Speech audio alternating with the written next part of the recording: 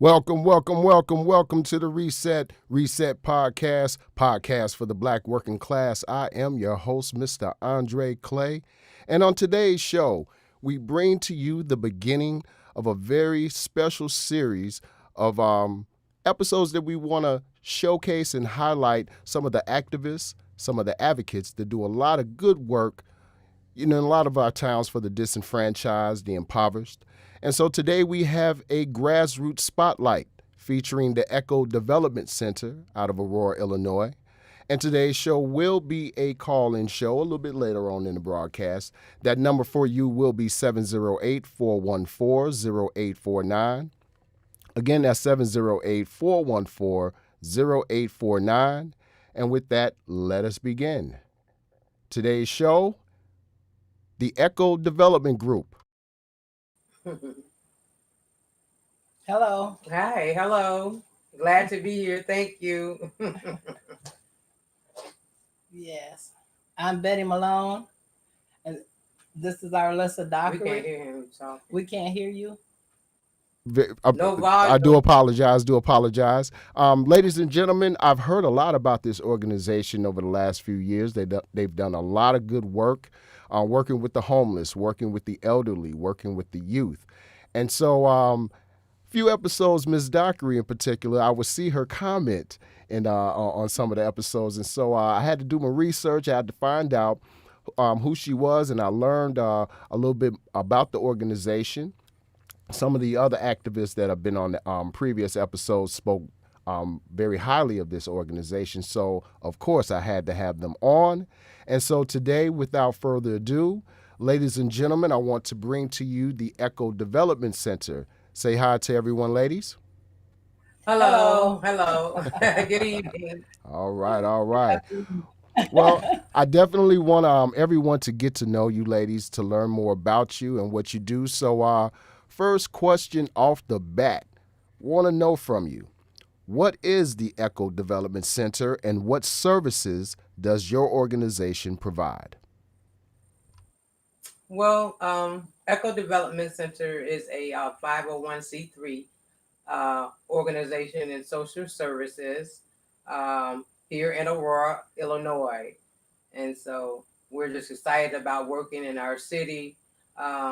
We provide several services. We provide services for our youth. We provide senior services. We provide health and wellness, nutritional programs, enrichment programs for our youth.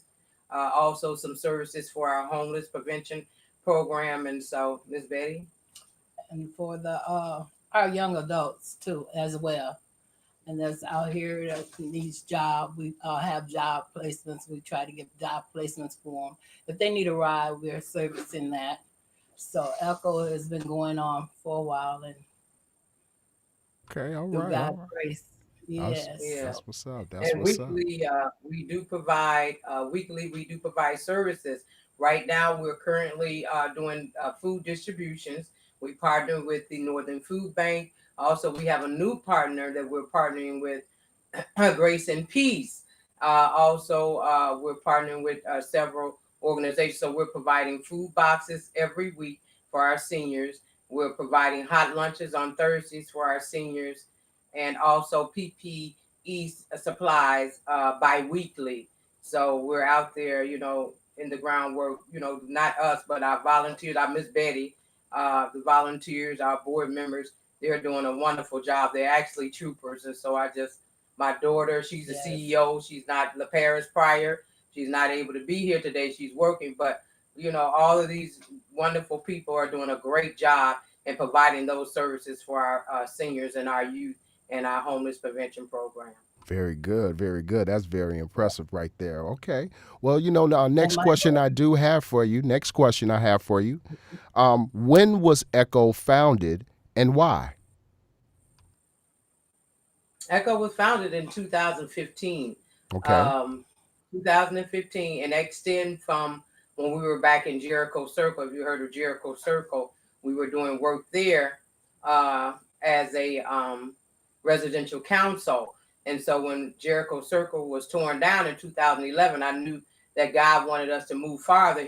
When I had prayed, I said, God, enlarge our territory that we continue to work in the community. It wasn't about money, receiving money or anything. It was about serving the community. Because as you well know, volunteers and board members don't get paid. So it was Right. really about, serving the people. And so volunteer, when we moved from Jericho Circle, everyone was displaced, but we kept in touch with one another.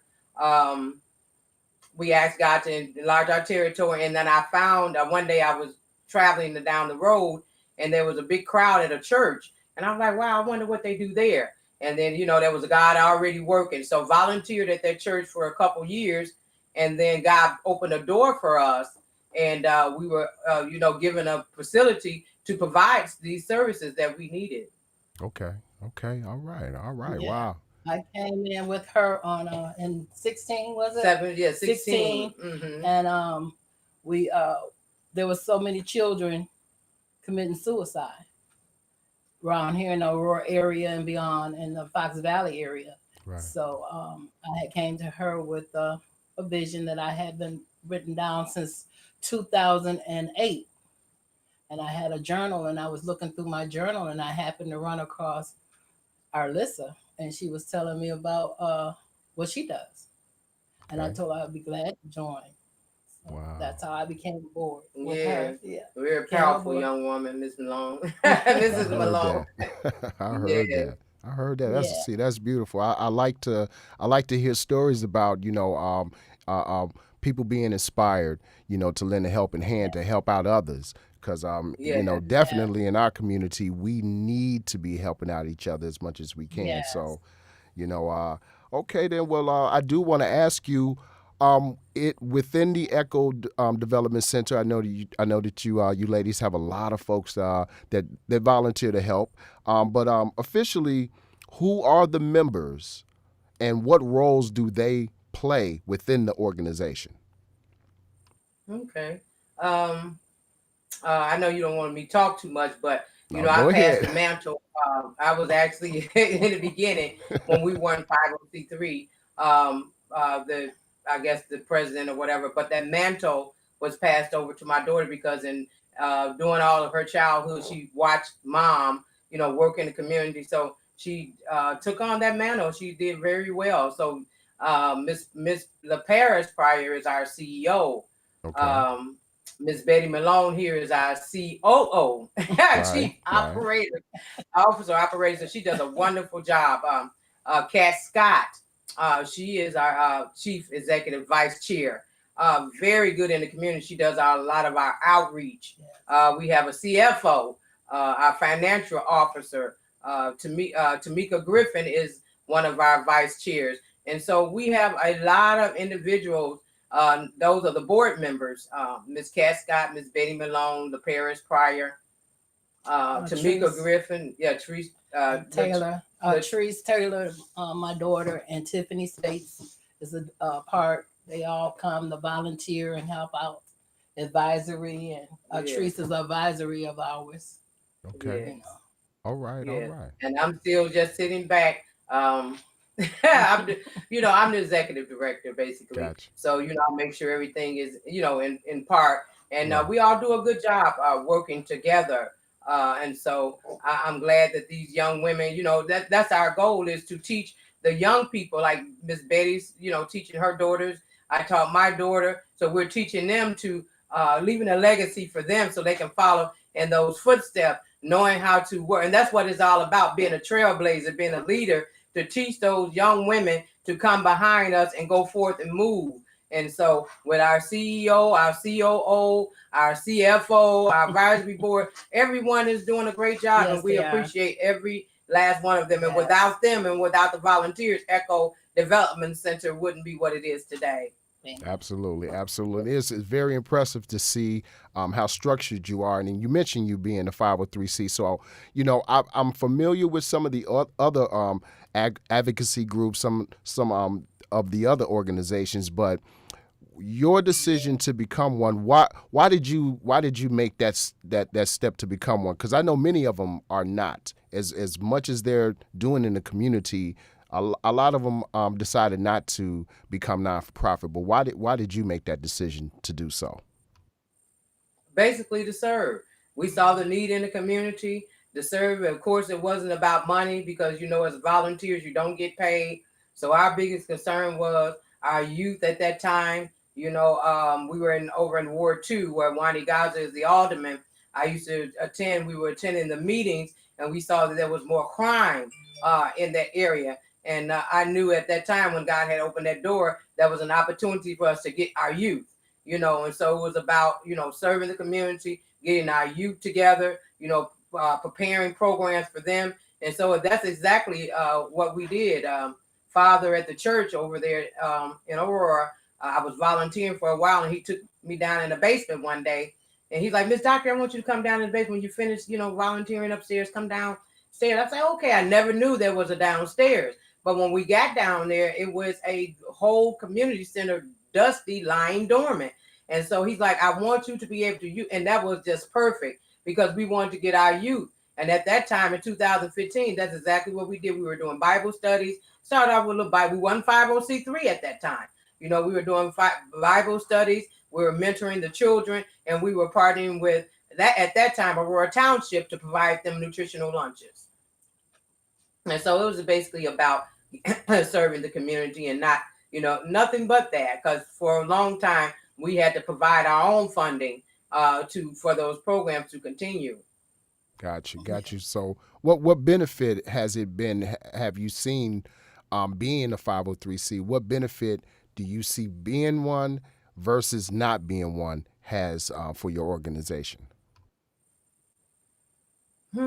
It's a lot, a lot to go along with I'm that. sure. But the benefits. Because at first, we were, we knew at one point that we could become 50C3, and it was like, no, we didn't want to do it. We didn't want, and I hate to say it like that, but we didn't want the government and people in our but we found out that we could not survive without it. We needed to have funding, the right type of funding, to be able to facilitate our communities. Yeah. And so that's one of the reasons why we decided to become 50C, because for about 4 years, we weren't 50C3. Every parent we had 23 students that would come, and all those parents were great parents. They would bring food on. We had courses on Wednesdays and Thursdays. They would bring food. We would partner with individuals that would volunteer with us for sewing.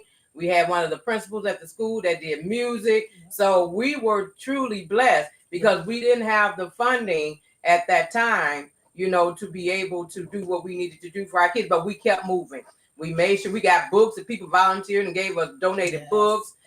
People donated curriculum in the school. And so we were just glad that God connected those individuals with us. But now becoming a 50C3, we're able to help more. With the COVID-19 era that's going on now, people need rental assistance. People need, different services that we wouldn't without being a 503c, we couldn't provide. Okay.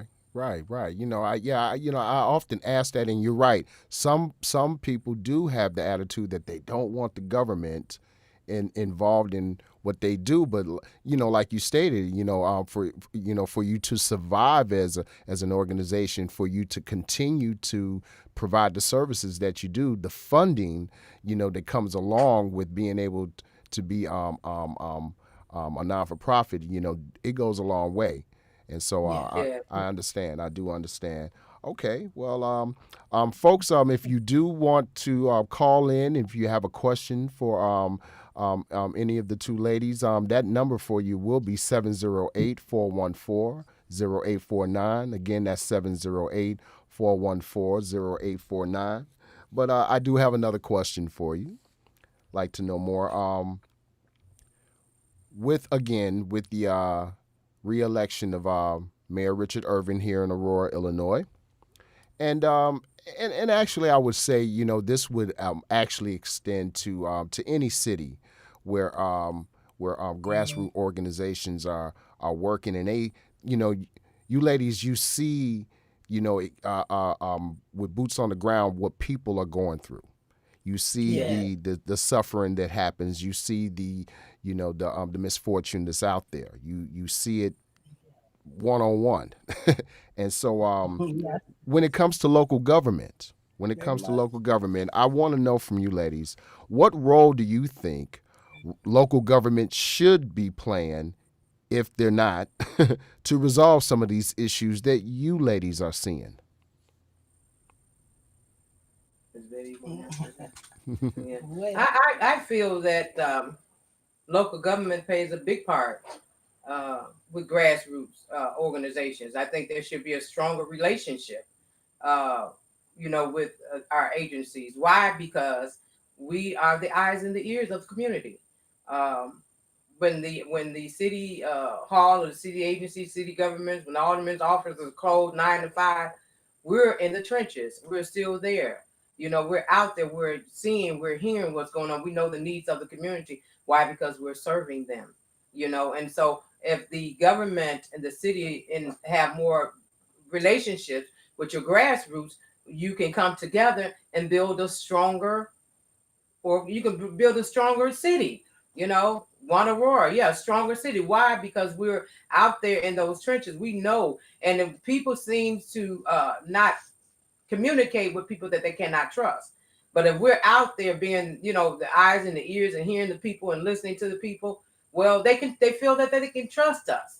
And so we want that same thing to happen. We want, our city government and our aldermen and the city to be more involved with the grassroots. Why? Because we're out there in the trenches and they Gotcha. trust us. mhm. Hmm. Gotcha.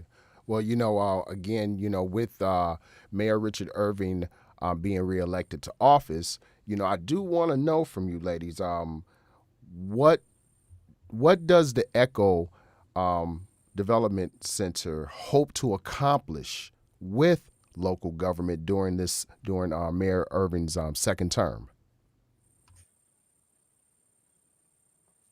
We want to accomplish a lot. The urban administration, we want to, just put it out there to them that, grassroots organizations, we need your help. We need to accomplish more. We are the eyes and the ears. We're out there doing the work. We want to be acknowledged for the things that, we're doing. People trust us. We would like to, accomplish more. And the only way that we can do that is we're coming together, that we get that respect, you know, that being out there, being acknowledged for what we're doing. And so I think that's one of the things. Miss Betty, you want to? That's pretty much what we want. We We want want to see just a lot accomplished. a lot with our Just children. mhm. With the children, with our seniors. And having them to be able to, when they need financial help or whatever, that we can go and we can tell them what's going on in the city. We're being out there, the eyes and ears, as Mr. Adakari has said. We want to be able to apply, these services for them, and being able to tell them and give them some sense of hope, because there's a lot been going on with the pandemic out here, and people have lost a lot of hope, so we're Yes. trying to give them hope. We give them encouragement, and to just to be there for them, and help out. And we want the city to be there for us too, to help us out as we going forward, so we all can go forward and flourish. Absolutely And that makes was sense to one of the me. things, and that's how me and Betty, Mrs. Malone connected back. I didn't give you that long term story. In 16, when we connected back, we were working for the urban campaign. Yeah. So Okay. we, not only just knowing the mayor as the mayor, we've been longtime friends. I met him in Jericho Circle, so I've been knowing him for a long time. But we connected, Betty, Mrs. Malone, and I, because we were working for Richard Irvin's campaign, the last not the past, The first. the last campaign, but the campaign before his first 4 years. And one of the things that he did tell us is that he was like, well, I'll make sure that I look, come back and make sure you guys are good, because at that time he knew that we were doing we had an organization and we were trying to do things for our youth To help. and our communities. So that's one of the things that he promised us. And we want people to be accountable. We want them to keep their promises. We want them to do what they said. In Richard Irvin, he's personally, as a friend, he's a good person. And I know when you get into office, there are different things that come along, but we have to keep our word with people. We have to keep our word. Why? Because it's so much going on. There's so much violence. There's so much going on in our community, and sometimes we feel like we're just left behind. Our Black and brown communities, and we don't have any economic power. We need economic power. We need things to happen for our communities. Why? Because we're losing our youth. We're losing, people, our homeless prevention program. We need people that need housing. We need people that seniors. We need to be able to accommodate our seniors. Whatever it needs to happen, not only ECHO, but there's a lot of wonderful organizations here in Aurora. Yes. Most of all, we've already collaborated or partnered with in some type of way. And in order to make this a great city, make it even greater, to be one Aurora, as they say, we have to come together, and that includes our administrative team. That's our city, the urban administration. We need to work together for the betterment of our community and our young people. We don't want to keep losing them, because we don't have the tools that's necessary to make them more powerful and have hope. Yes. I agree. Children I agree. on the 100%. wayside. And especially with the e-learning, I found out, a lot of kids are frustrated. Children are frustrated. There's a lot of children that are back in school, and the school is overcrowded. They're not social distancing. I found a lot of that out, and it's sad because, and some of the children are afraid to go, but it's mandatory on the west side for them to go to school. And that's why we're here with the e-learning to help and do what we can do our part, as well as helping the parents out, because it's hard for the parents too. I'm sure. Yeah, I'm sure it is. I'm sure it is. That's beautiful. That is beautiful. I love to see that. We do have a few comments in the comments section. Tony Spikner says, "Greetings, fam." Margie Logman says, "Thanks for all you do, ladies." Mary Foltz checking in with us. How you doing, Mary? I do appreciate everyone who's tuning in today.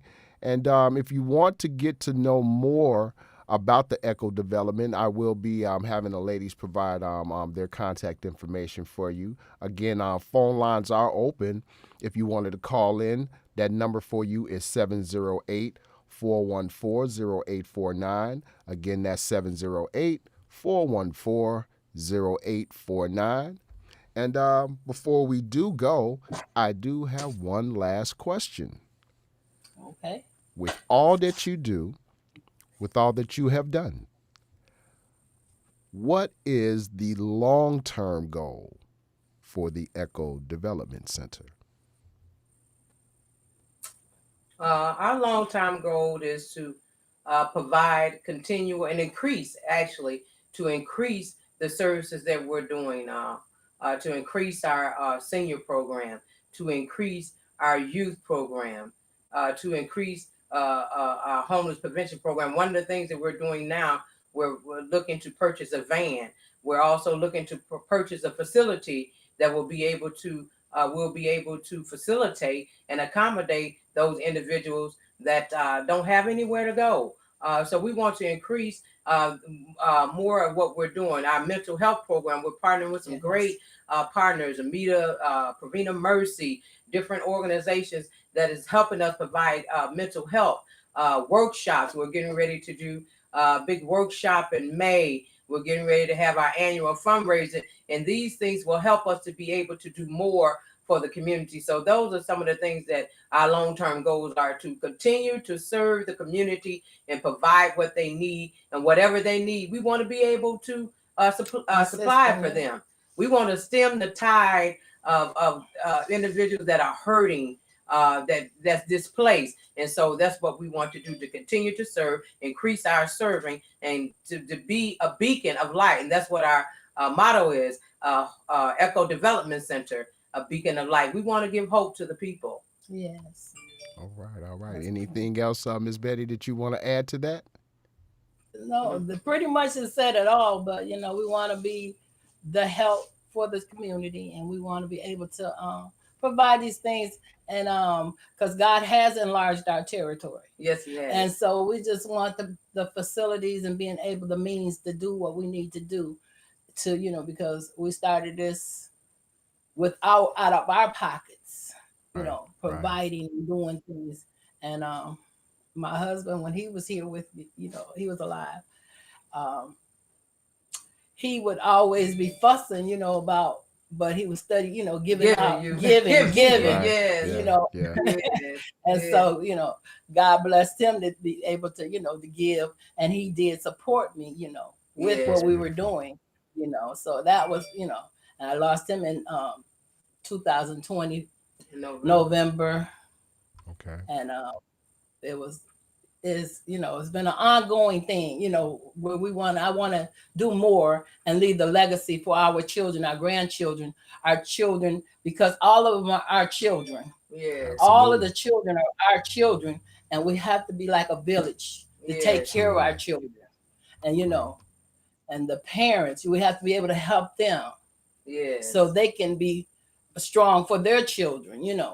So because I have Absolutely. my grandchildren out here and waiting on great, just whatever comes after, Right. So, Right. Okay then. and Well, praise yes. God for all that He's doing for us and letting us being able to do it.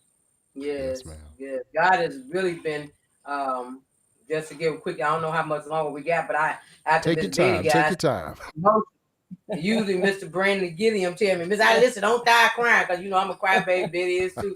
We do cry. And we both are widows. Yes. And so we were able to I can't do as much, Betty wasn't able to do as much, but testimony when we started the Let's Talk About It with our youth in 2017 to move to the bullying program, we started a prayer line. We have not stopped.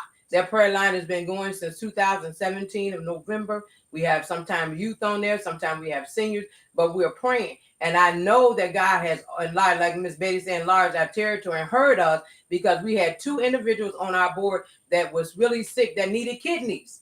And we Wow. continue to pray on that line every Tuesday and Thursday, and we're still on there praying. Yes. And we have been obedient to what God has said. And some people may look at it and say, well, how did they get there? How are they, maintaining? Well, it's because we are faithful. When we didn't have 50C3, when we didn't have funding, we were faithful to what God said. We believed, we trusted. And there is nothing that we cannot achieve when we put our mind to it. Why? Because we have the mind of Christ. Yes. And so I just wanted to give that testimony that God has really been faithful to us, because why? We were faithful to Him. There was 2 individuals on our board that received. We prayed and prayed for a year. Miss Betty received a kidney. A young lady, her husband received a kidney. When I got sick in 17, God is, healed me. We're trying to pass those mantles to the young people so that they can come behind us and be very successful. And so I just wanted to say that we do have our prayer line every Tuesday and Thursday. We don't miss it. We don't miss it. Why? Because we not only do we just pray on Tuesdays and Thursdays, but we pray because we know what God told us. When God told us in 16 and 17, if you be obedient, you shall not want for one no good thing. He said you will be blessed in the city and blessed in the field. Yes. And so that's how we're moving forward. There is no other way that we are moving forward. It's only because we were faithful to God. He has given us kidneys. He has healed our bodies. He has transformed us. He has given us property. We've just moved into a new property at the Thrive Center. We have another new area where people on the west side of it, we're a new building that people are giving us items, and we have clothing. We have all kinds of things that we can give out to the community. And that's only because we have been faithful, and now God is leading us to the place where we need to be. But we want to be able to unify with everyone that comes our way. We want to be able to help everyone that comes our way. Yeah, I cried. I'm a crybaby. But I had to do that because I know where we come from. Mm-hmm. I know where we've been, and I know what God can do. Yes. And He is bringing people to us every day. Miss Margie, we love you. You on the line. Miss Margie will tell you, even when me and Miss Betty, sometimes we, with our ailments, we can't get out there. But we have young people like Latrice, La Paris, Tiffany, Tamika. They have their boots on the ground. We may not have our boots on. We might have our flips up, me and Betty sometimes. But we are leading and teaching and mentoring these young people to continue. Why? Because we want them to be able to manage and administrate those buildings, to manage and administrate the home, that the transitional home that God is going to bless us with. We already called it into existence. Just like he blessed us with the kidneys and blessed us with the healing, he is going to continue to bless us. And that's how we're moving forward. And that's the word of God in our lives. And we believe it. We walk in it. By faith is moving in every area in our lives. And we bless you. We thank you for giving us this opportunity to be on the line just to tell this testimony. We have services. If people are interested, we don't turn anybody away. Transportation, we have one van, but we're looking for another. Transportation services, food services, lunches, all of those type of things. Supplies. If we can help you, we will. We don't turn anybody away. And we can't help, we will send you stir you toward the person that can help. If we can't help, we will send you to someone that can. Very good, very good. Amen. I appreciate the testimony, Ms. Dockery. Absolutely necessary this Sunday. Yes, ma'am. Well, Cuz is in the comments section. He was wondering what's your mission statement. I know that you ladies have an official website with all of this information on there. For the viewing audience, if you could, please share with everyone, how can folks reach you, donate to you, volunteer for your organization? Where can folks reach out to you and be of assistance? You can reach out to us at www.echodevelopmentcenter.com. There you can volunteer, you can donate, you can be a part of what we're doing, collaborate with us. And so again, www.echodevelopmentcenter.com. You can reach us there, or you can reach us at 630-770-4569. Also, you can reach us on the prayer line at 712-432-3900, ID code 657653. Okay. You ladies are also on Facebook. You have an Echo Development page on Facebook. We have a Facebook. Hope.org Echo Group. Yes, I'm sorry. All right. Sounds good. And look, everyone, I want to appreciate everyone for tuning in today. Brandy sends a shout out. He said, "You got this, Ms. Dockery." All right. Thank you, Brandy. I love you. All good.